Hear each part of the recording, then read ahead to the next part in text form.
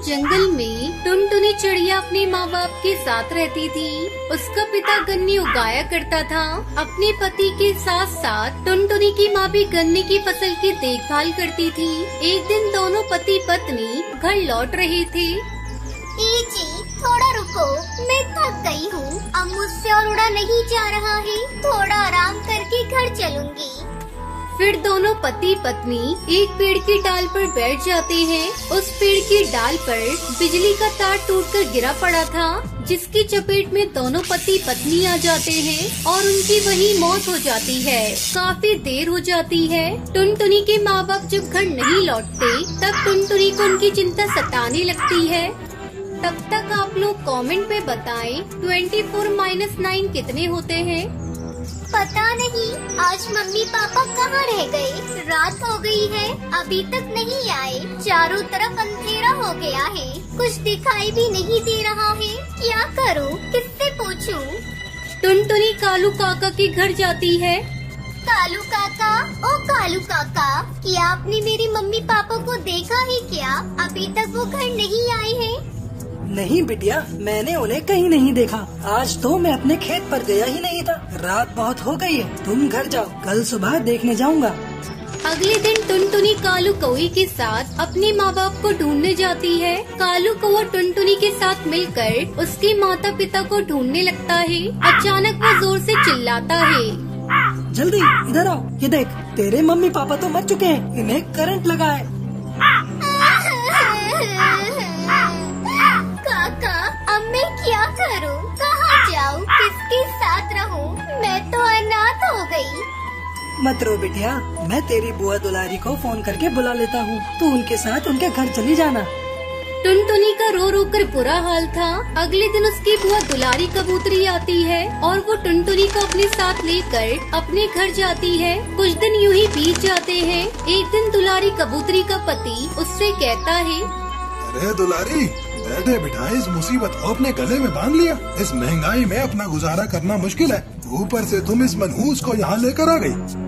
हाँ जी, आप ठीक कह रहे हैं। पक्षियों की जिद करने की वजह से मैं इसे उठा लाई, लेकिन अब मुझे समझ में आ रहा है मैंने बहुत बड़ी गलती कर दी। और तो और कुछ ही दिनों में बड़ी हो जाएगी, तो इसके बिया का खर्चा होगा 100 अलग। ऐसा करती हूँ, इससे जहर देकर मार डालती हूँ। किसी को कुछ पता भी नहीं चलेगा और मुसीबत भी टल जाएगी। जो तुम ठीक समझो दुलारी, वो करो। मैं क्या कह सकता हूँ। अपनी बुआ और फूफा की बात टुनटुनी चिड़िया सुन लेती है और रात होते ही वहाँ से भाग जाती है।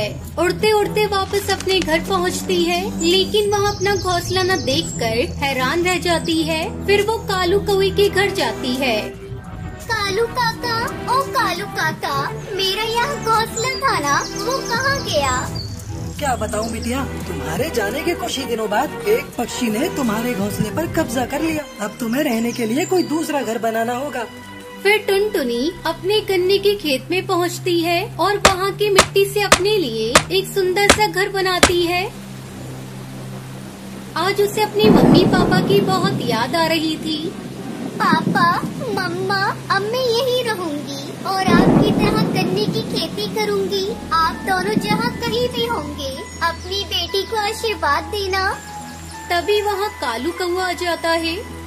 बिटिया, ये तूने बहुत अच्छा किया, अपने खेत में मिट्टी का घर बनाकर। अगर तुझे कभी मेरी जरूरत पड़े तो मुझसे कहने में जरा भी संकोच न करना। मैं हर संभव तेरी मदद करूँगा। कालू काका, मैंने गन्ने उगाने का फैसला किया है। ठीक है बिटिया, मैं तुझे गन्ने की अच्छी किस्म की बीज लाकर दे दूंगा। फिर कालू कौवा वहाँ से चला जाता है। इस तरह टुनटुनी चिड़िया मिट्टी के घर में खुशी खुशी रहने लगती है।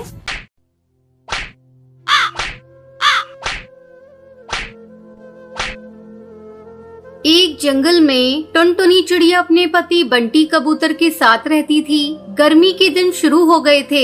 एक दिन टुनटुनी चिड़िया 2 अंडे देती है। दोनों पति पत्नी अंडे की बहुत ही सावधानी से देख रेख कर रहे थे। ऐसे में टुनटुनी बंटी कबूतर से कहती है, अजी सुनते हो, गर्मी अब धीरे धीरे बढ़ रही है। हम लोगों ने तो इतने दिनों तक इस घास फूस के घोंसले में अपना जीवन काट लिया, लेकिन अब तो हमारे अंडों से हमारे बच्चे कुछ ही दिनों में बाहर आ जाएंगे। इस गर्मी को मेरे नन्हे नन्हे बच्चे कैसे सहेंगे? बच्चों को गर्मी न सताए, इसके लिए हमें अभी से कुछ उपाय करने होंगे। तुम ठीक कह रही हो, इस बार गर्मी कुछ ज्यादा ही पड़ रही है, लेकिन कुछ समझ नहीं आ रहा है इस गर्मी से बचने के लिए क्या करूं। खैर तुम चिंता मत करो, मैं कुछ न कुछ उपाय करता हूं। तुम भी सोचो, शायद हम दोनों के दिमाग में कुछ न कुछ आइडिया मिल जाए। इस तरह दोनों अपने बच्चे को लेकर परेशान थे। वो अपने बच्चे को जरा भी तकलीफ होने देना नहीं चाहते थे। ऐसे ही कुछ दिन गुजर जाते हैं और एक दिन टुनटुनी के बच्चे अंडे से बाहर आ जाते हैं। टुनटुनी अपने प्यारे प्यारे बच्चों को देखकर बहुत खुश हो रही थी। देखो जी, अपने बच्चे कितने प्यारे हैं, किसी की नजर ना लगे। इतना कहकर टुनटुनी अपने बच्चों को प्यार करने लगती है। एक दिन जब बंटी कबूतर भोजन की तलाश में जा रहा था, तभी उसे एक तालाब दिखाई देता है। अरे वाह, कितनी ठंडी ठंडी हवा चल रही है, गर्मी का तो नामो निशान नहीं है। मैं आज ही टुनटुनी को जाकर ये बात बताऊंगा, फिर हम लोग यही अपना घोंसला बनाकर अपने बच्चों के साथ रहेंगे। ये सोचकर बंटी कबूतर बहुत ही खुश हो रहा था और खुशी खुशी घर आकर ये बात टुनटुनी को बताता है। उसकी बातें सुनकर टुनटुनी भी खुश हो जाती है। ठीक है जी, मैं कल ही आपके साथ उस जगह को देखने जाऊंगी। अगले दिन टुनटुनी चिड़िया बंटी कबूतर के साथ उस तालाब पर जाती है। वो इधर उधर देखती है। आपने बिल्कुल ठीक कहा था जी, यहाँ पर तो बहुत ही ठंडक है। तभी टुनटुनी की नजर तालाब के पास पड़ी मिट्टी पर जाती है। वो खुशी से चिल्लाकर कहती है, इधर देखो जी, यहाँ कितनी सारी मिट्टी पड़ी है। तुम्हें पता है मिट्टी का घर कितना ठंडक देता है? गर्मी में हम इसी मिट्टी से अपना मटका घर बनाएंगे। उसकी ये बातें सुनकर बंटी कबूतर कहता है, अरे टुनटुनी, तुम्हारे दिमाग का तो कोई जवाब नहीं, तुम्हारा आइडिया तो बहुत अच्छा है। फिर दोनों मिलकर अपना मटका घर बनाते हैं और फिर बच्चों के साथ तालाब के किनारे वाले पेड़ पर रहने लगते हैं। इधर जंगल के पक्षी भीषण गर्मी से परेशान थे। एक दिन कालू कौवा तालाब पर पानी पीने जाता है। अरे ये क्या, यहाँ टुनटुनी चिड़िया तो मटका घर बनाकर आराम से रह रही है। वो टुनटुनी चिड़िया के मटके घर के पास जाकर आवाज लगाता है, टुनटुनी बहन, अरे ओ टुनटुनी बहन, तुम तो बहुत ही चालाक निकली। तुम यहाँ तालाब के किनारे मटका घर बनाकर रह रही और मैं वहाँ गर्मी से जल रहा हूँ। तुमने हम पक्षियों के साथ अच्छा नहीं किया। तुम मेरे लिए भी एक ऐसा ही मटका घर बना कर दो। अगर तुमने ऐसा नहीं किया तो मैं तुम्हारा मटका घर तोड़ दूंगा। कालू भैया, ये तुम कैसी बातें कर रहे हो? अगर तुम्हें भी यहाँ रहना है तो तुम भी अपना मटका घर बना कर रहो। तुम्हें किसने रोका है? तुम्हें तो पता है मेरे छोटे छोटे बच्चे हैं, मेरे पास इतना समय नहीं है मैं तुम्हारे लिए मटका घर बना कर दूँ। तू कान खोल कर सुन ले चिड़िया, अगर तूने मेरा मटका घर नहीं बनाया तो इसका अंजाम तू भुगतने के लिए तैयार रहना। तुम्हें तो पता है मैं कितना खतरनाक हूँ। कोई भी मेरे काम को करने से मना करता है तो मैं उसका नामो निशान मिटा देता हूँ। अभी तो मैं जा रहा हूँ, 2 दिनों बाद आऊँगा, उस समय मेरा मटका घर तैयार मिलना चाहिए। इतना कहकर कालू कौवा वहाँ से चला जाता है। क्या करूँ, कुछ समझ में नहीं आ रहा है। लगता है मुझे अब कालू कौवे का मटका घर बनाना ही पड़ेगा। अब टुनटुनी चिड़िया धीरे धीरे मिट्टी इकट्ठा करती है और कालू के लिए एक मटका घर बनाती है। 2 दिन बाद कालू कौवा फिर से आता है। क्यों रे टुनटुनी, तूने मेरा मटका घर बना दिया?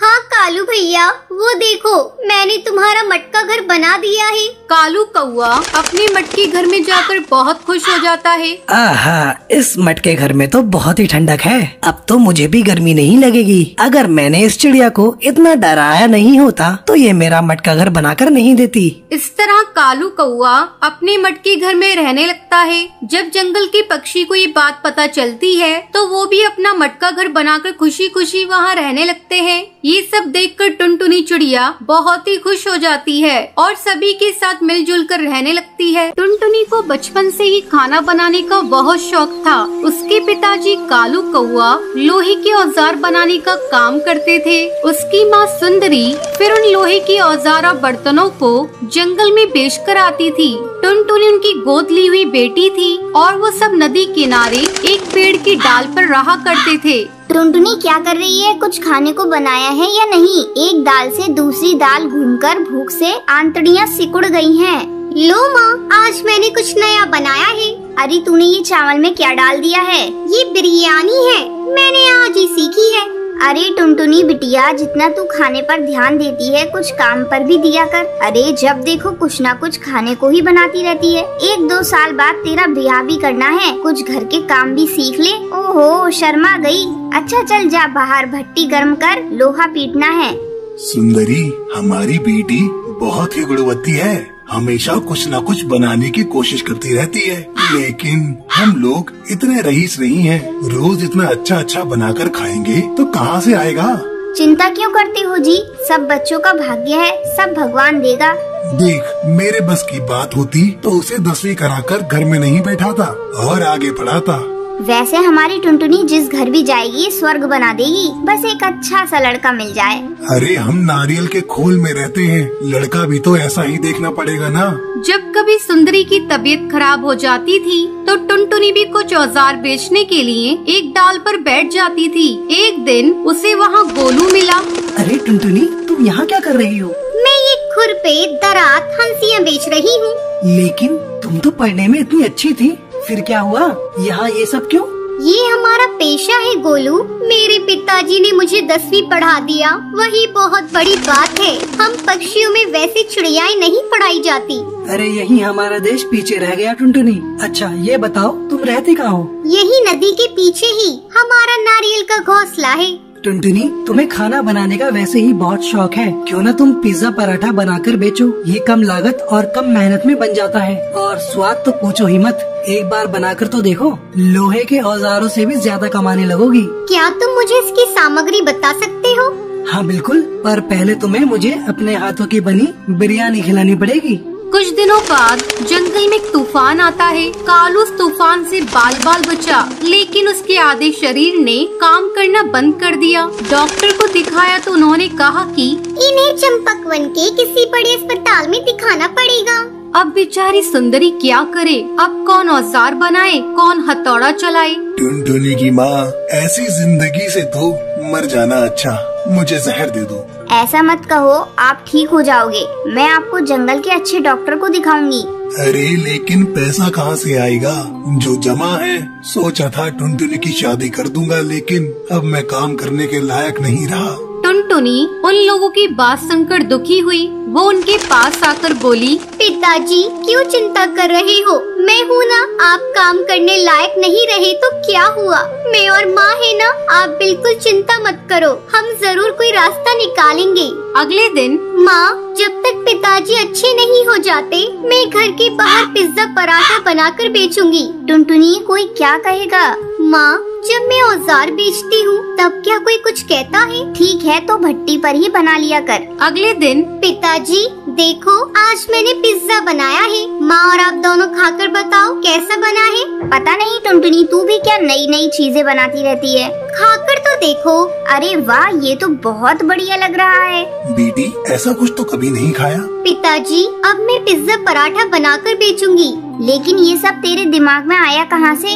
माँ, मुझे ये सलाह गोलू ने दी। ये गोलू कौन है बेटा? माँ, गोलू स्कूल में मेरे साथ पढ़ता था। अब टुनटुनी लोहे की औजार की जगह पिज्जा पराठा बनाने लगी। जो एक बार उसके यहाँ पिज्जा खा लेता था, वो अपने आसपास के सब पक्षी से उसकी तारीफ करता। टुनटुनी के पास दूर दूर से पंछी पिज्जा खाने के लिए आने लगे। अब उसके गरीबी के दिन जा चुके थे। सबसे पहले वो कालू को लेकर जंगल के बड़े अस्पताल में गई। ये बिल्कुल ठीक हो जाएंगे, लेकिन दवाइयाँ महंगी होंगी। कोई बात नहीं सर, बस मेरे पिताजी ठीक हो जाए, आप दवाइयाँ लिख दीजिए। माँ, इस पिज्जा ने तो हमारी जिंदगी ही बदल दी। माँ, मैं जंगल में पिज्जा हट बनाना चाहती हूँ। ठीक है टुनटुनी, जैसा तुझे सही लगे वैसा कर। टुनटुनी ने अपना पिज्जा हट खोला। वो दिन रात तरक्की करने लगी। जैसे जैसे आमदनी बढ़ती रही, टुनटुनी ने सबसे पहले अपने लिए एक पक्का घोंसला खरीदा। अब वो नारियल के खोल वाली टुनटुनी नहीं, कोठी वाली टुनटुनी थी। टुनटुनी, मैं जानता था कि तुम एक दिन जरूर ऊंचाइयों तक जाओगी।